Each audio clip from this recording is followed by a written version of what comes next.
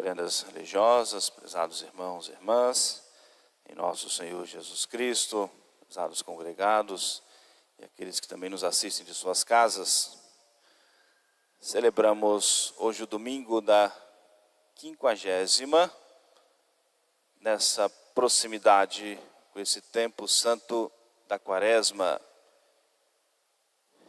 Eu diria que hoje nós temos dois trechos preciosos da Sagrada Escritura. Primeiro, essa carta do apóstolo São Paulo aos Coríntios, e também os detalhes, a preciosidade do Evangelho deste domingo. Inspirado pelo Espírito Santo, o apóstolo São Paulo exalta a importância da caridade, do amor de Deus. E com todos os dons, capacidades que recebeu de Deus, depois do caminho da sua conversão, começa o processo da sua conversão, passando por muitas tribulações e provações, e sem nenhum engano da parte de nosso Senhor, que deixou claro que mostraria a ele o quanto ele teria que padecer por amor do Senhor. Então houve aquele momento milagroso da sua conversão, e depois começa o seu processo normal dentro do cristianismo. A sua preparação para depois então começar a anunciar o Evangelho de nosso Senhor. E é esse mesmo apóstolo que se entrega tão generosamente a nosso Senhor, que se une tão intimamente a nosso Senhor, que entrega toda a sua vida como que, de fato, transformando diretamente, mudando completamente a sua direção.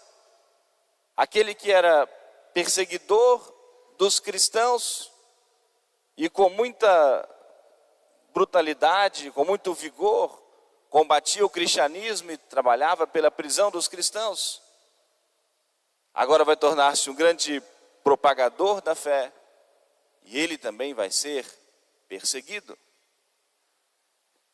E com muitas tribulações que ele passou, nós ouvimos no último domingo, São Paulo enumerando algumas dos seus sofrimentos, que Deus Nosso Senhor permitiu na sua vida, mas um coração que amava profundamente a nosso Senhor, então estava disposto a padecer tudo isso. E com essa vivência das provações e do amor de Deus, inspirado pelo Espírito Santo, que ele nos diz: o amor, a caridade é paciente, é benigna, não se alegra com a injustiça, se alegra com a verdade, tudo crê, tudo espera, tudo sofre. Ainda que eu falasse a língua dos homens, dos anjos, mas se não partir de um coração que ame a Deus, nada disso tem valor. Ainda que eu desse tudo que tenho, todos os bens para os pobres, mas se a motivação não for o amor de Deus, não tem valor de vida eterna. Ainda que eu fizesse duras penitências, entregasse meu corpo para ser queimado, tudo que pudesse humanamente ser feito, mas se a motivação não for o amor de Deus, nenhum valor para a vida eterna, nada disso tem valor, tem sentido.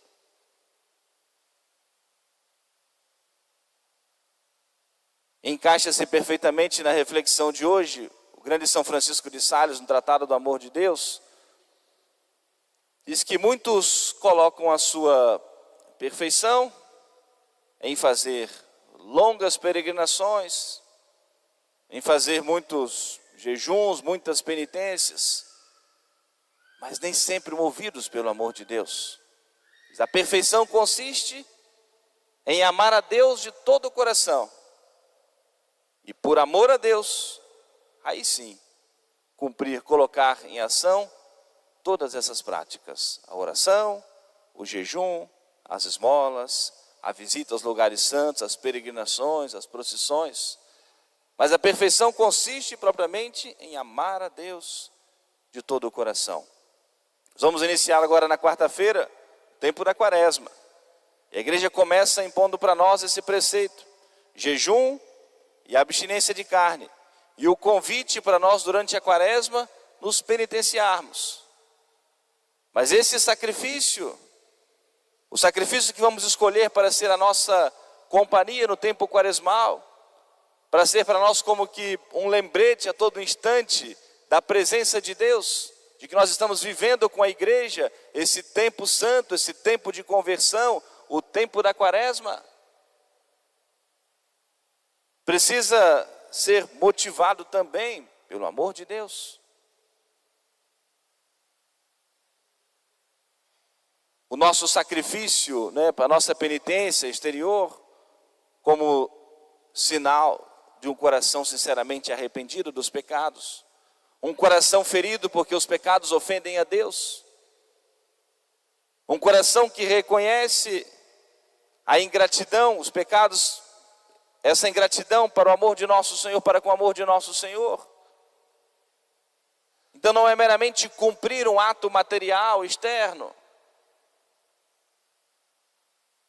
para chegar no final da quaresma como que orgulhosamente batemos no peito: não, eu cumpri, eu dei minha palavra, eu cumpri a penitência que eu fiz. E às vezes querer anunciar aos quatro ventos, mas precisa ser partindo de um coração que ame a Deus. A motivação, o amor a nosso Senhor, a nossa união com a paixão e a morte de Jesus, o reconhecimento da nossa miséria, da nossa fragilidade, e de que não merecemos propriamente a graça de Deus, mas tudo que Deus nos dá é um dom gratuito. O próprio nome já diz, é graça de Deus, é um dom gratuito. Por isso São Paulo exatamente nos diz isso: se a motivação não for o amor de Deus, nada tem valor.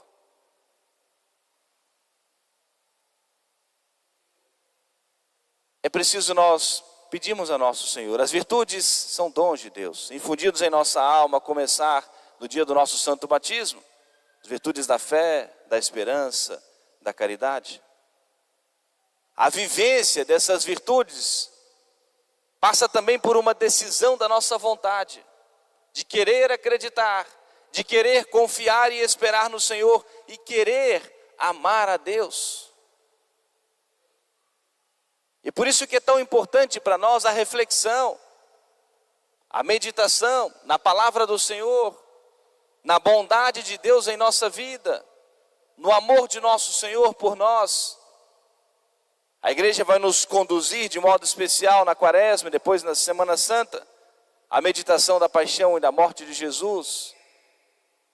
Os sinais, as imagens que nos acompanham na Semana Santa já vão chamando a nossa atenção, para nós pensarmos, refletirmos no amor de Deus, para que nós de fato tenhamos um pouquinho dessa compreensão. O apóstolo São Paulo na carta aos Efésios diz, faz como que um pedido, uma oração: que Cristo habite pela fé em vossos corações, para que, enraizados e alicerçados na caridade, no amor de Deus, possais compreender um pouquinho mais a grandeza, a latitude, profundidade, largura, coloca todas as medidas do amor de Cristo. São João, que relata a morte de nosso Senhor, e assim escreve no seu evangelho: dá testemunho disto quem o viu, e o seu testemunho é verdadeiro, a fim de que também vós acrediteis. E escreve com detalhes, descrevendo para nós a morte do Senhor, pela nossa salvação, por amor de nós. Muitas vezes sentimos o nosso coração frio. Muitas vezes sentimos o nosso coração distante de Deus, ou sentimos Deus longe de nós. São Francisco de Sales nos dá alguns conselhos, para nós vencermos essa frieza, essa tibieza espiritual. Em primeiro lugar, a oração. E nós vamos falar depois um pouquinho dentro do evangelho de hoje. Pedimos a nosso Senhor, humildemente, sem reconhecer que somos merecedores, mas humildemente pedimos a Deus, suplicarmos a Deus. O segundo conselho que Ele nos dá, a leitura, a meditação na palavra de Deus. E que nós vamos ver claramente o amor de Deus sobre nós. Isso de alguma maneira deve nos mover a amarmos a nosso Senhor. Outro conselho que Ele nos dá ao nos falar sobre a caridade, diz que a caridade é a capacidade de reconhecer a necessidade do próximo. A caridade, diz ele, é a capacidade de olhar para o nosso próximo como nosso irmão, como nossa irmã. E essa capacidade de reconhecer, por amor a nosso Senhor, a necessidade, a fragilidade do próximo,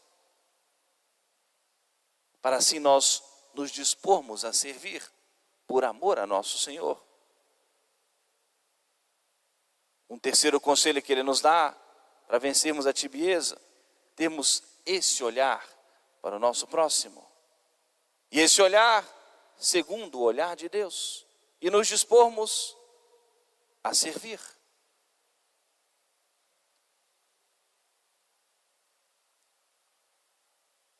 Porque o apóstolo São Paulo nos diz que é a virtude mais importante para nós, o amor de Deus. E quando nós chegarmos ao céu, não será mais preciso a fé, não será mais preciso a esperança, é a vivência do mistério, é a contemplação do Senhor. Mas permanecerá a caridade, o amor por toda a eternidade. E por isso o grande São Francisco de Sales nos dá esses conselhos: lutarmos, vencermos a tibieza. Reconhecer muitas vezes essa frieza do nosso coração e incessantemente, incansavelmente nos esforçarmos, suplicando humildemente o auxílio do Senhor, a graça de Deus, para abrasarmos o nosso coração. Eu sempre costumo falar ao celebrar o sacramento do batismo. As últimas cerimônias do batismo, o padre entrega à criança uma vela acesa. Ela segura, junto com o seu padrinho, que é o seu pai, na fé, e com o sacerdote. E essa vela que é símbolo da fé, da virtude da fé, que a criança acabou de receber pelo sacramento do batismo. E símbolo também do amor de Deus, que deve arder, abrasar o nosso coração. E quando nós suplicamos ao Senhor, humildemente pedimos a Deus, e nos esforçamos para isso, aos pouquinhos vamos começando a perceber os sinais de Deus nas pequenas coisas. E aquilo que antes não conseguíamos ver, começamos a ver com mais clareza o quanto esse Deus nos ama. E o quanto nós precisamos retribuir esse amor do Senhor. Mas um meio muito eficaz é o que o Evangelho de hoje nos ensina. Jesus começa a falar com seus apóstolos da sua paixão, que eles tinham que ir para Jerusalém, onde ele seria traído, passaria por todo o sofrimento da sua paixão e por fim a sua morte. E os apóstolos nem deram muita importância àquela fala de Jesus, como diz o Evangelho. Não conseguiam visualizar isso. Esse Jesus que pregava, que arrastava as multidões, que convertia os pecadores, que curava os enfermos, que só fazia o bem. Eles não conseguiam perceber, embora as profecias anunciassem. Isaías 5 séculos antes já anunciava isso, profetizava isso, inspirado por Deus. Mas naquele momento acompanhavam Jesus nos milagres, na glorificação. E nem deram tanta importância ao que Jesus dizia, mas acompanharam nosso Senhor.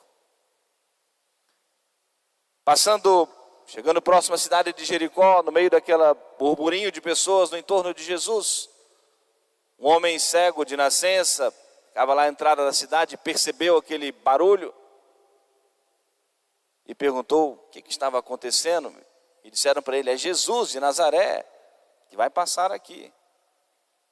Certamente, né, já conhecia, ouvira falar de Nosso Senhor, e certamente pensou: é a oportunidade da minha vida. E começa como deve começar a nossa oração, uma oração humilde, reconhecendo a nossa miséria, como nós começamos a Santa Missa, pedindo a Deus o perdão dos nossos pecados. Não somos dignos, nem o sacerdote digno de celebrar, e nenhum de nós dignos de participar do sacrifício do Senhor. E por isso começamos a Santa Missa batendo no peito: minha culpa, minha máxima culpa. E aquele homem então começa a gritar: Jesus, filho de Davi, tem misericórdia, tem piedade de mim. E algumas pessoas no entorno queriam que ele se calasse. Ele, percebendo mais e mais que se aproximava, né, o burburinho, o alvoroço, começava a gritar ainda mais: Jesus, filho de Davi, tem misericórdia, tem piedade de mim.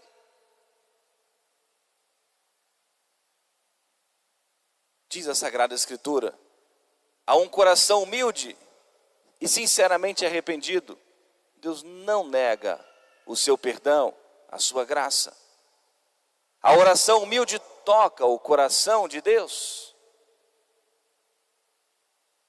A oração humilde, podemos dizer, como que muda os planos de Deus e nos concede o perdão.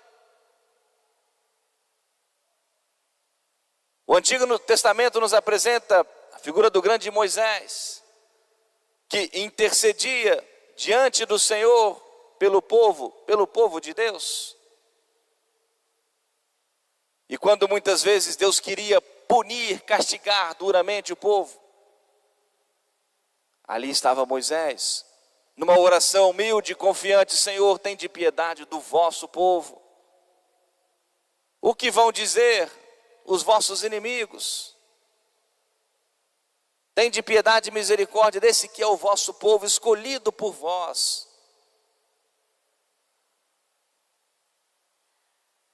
E eu gosto sempre de citar essa passagem da Escritura, porque é muito forte para nós. A Escritura coloca esse diálogo tão claro, tão íntimo entre Moisés e Deus. E Deus, como que dizendo para Moisés, em outras palavras, que Moisés parasse de rezar, porque a sua ira clamava a vingança, a justiça de Deus clamava a vingança, a punição do povo. Mas diante da oração de Moisés, Deus não podia punir o povo, porque a oração de Moisés segurava, aplacava a justiça de Deus e clamava pela misericórdia, pelo perdão. Em outras palavras, na intimidade que Moisés tinha com Deus, dizendo: Senhor, se é assim, então eu vou continuar a rezar. E diante da insistência, da constância, da perseverança da oração de Moisés, a Escritura coloca esses sentimentos em Deus para a gente entender, né? Que Deus, diante da oração humilde e confiante de Moisés, e insistente, de certa maneira Deus como que se arrepende de ter querido punir o povo. Não que há, obviamente, nenhum erro da parte de Deus, mas a Escritura coloca maneira da gente entender isso.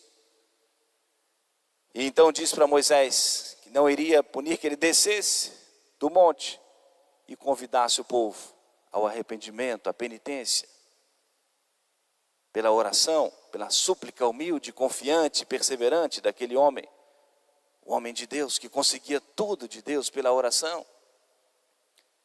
Mas também diz a Sagrada Escritura que Moisés foi o homem mais humilde que existiu na face da terra. E é um conselho que São Francisco de Sales também nos dá para nós vencermos a tibieza, a humildade. E que é tão importante e necessária na nossa vida cristã, católica. E aquele homem gritava: Jesus, filho de Davi, tem misericórdia de mim. E Jesus então se aproximou dele e perguntou a ele: meu irmão, meu amigo, o que queres que eu te faça? Nós podemos pensar nesse momento tão especial na vida daquele homem, humilde, simples, vivia da esmola, da caridade alheia, dependia constantemente da caridade alheia, sendo cego de nascença. E se aproxima dele aquele que é o Rei dos reis, Senhor dos senhores, Criador de todas as coisas. O que queres que eu te faça? O que você quer de mim? E a resposta pronta daquele homem, que de fato ele queria: Senhor, que eu veja. É só isso que eu preciso. Recuperando a visão, eu vou conquistar as coisas com o meu trabalho, né, vou segui-lo, tudo mais. Senhor, que eu veja. Não pediu bens materiais, títulos. Senhor, que eu veja. Eu só preciso ver. Eu só quero ver. Qual é a dificuldade para Deus? Qual é a dificuldade para Deus conceder uma graça pequena ou grande?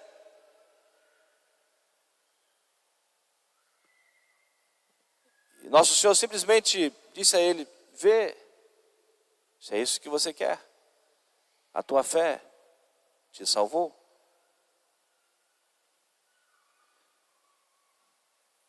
E diz o Evangelho que aquele homem depois vai seguir, nosso Senhor passou, continuou o seu caminho, aquele homem foi seguindo a nosso Senhor. E como significado que tornou-se discípulo de nosso Senhor, louvando, bendizendo, agradecendo a Deus. O quanto nós temos também para agradecer a Deus, louvar, bendizer o Senhor pelas maravilhas que Deus já nos concedeu. Por todos os dons e graças, porque se nós estamos aqui, porque até aqui nos ajudou o Senhor. E por isso nós estamos aqui nesse momento. Mas aprendamos desse homem humilde do Evangelho a fazer dessa nossa oração. Primeiro, humildemente: Jesus, tende misericórdia de mim. Jesus, tende misericórdia, piedade. Não mereço, mas eu preciso. Não sou digno, mas eu preciso, eu necessito. Sem vós, eu não posso nada. Sem vós, eu não posso amá-lo. Sem o auxílio do Senhor, eu não posso amar a Deus. Não posso nem dizer que eu amo a Deus sem a graça do Espírito Santo no nosso coração, na nossa alma. Assim nos diz a Escritura. Sem mim, nada podeis fazer. Nada que seja de útil, de proveito para o céu, para a vida eterna, sem a graça de Deus. São verdades muito fortes da Sagrada Escritura. E por isso fazemos dessa a nossa oração nesse dia. Esse mesmo Jesus presente e real, na hóstia consagrada, no sacrário, que será elevado para a nossa adoração, que será distribuído para ser o nosso alimento, o nosso remédio. E vem ao nosso coração, à nossa alma, dando essa atenção como se fôssemos únicos nesse mundo. Como Jesus parou tudo no meio daquele alvoroço todo e foi dar atenção exclusiva àquele homem. E é essa atenção exclusiva que o Senhor nos dá de modo especial na Sagrada Comunhão. E a cada comunhão, a cada momento desse encontro, vem perguntar a cada um de nós: que queres que eu te faça? E se eu preciso afervorar o coração, amar a Deus, alguma outra graça que eu preciso para minha conversão, para minha santificação, ou para ver com mais clareza a presença do Senhor, o amor de Deus na minha vida, que cada um dê a sua resposta. O Senhor vem fazer essa pergunta, e a resposta é de cada um de nós. Que Nossa Senhora das Dores, a nossa boa Mãe do Céu, nos auxilie, nos aproxime de Jesus, nos mostre sempre Jesus, nos mostre sempre o caminho.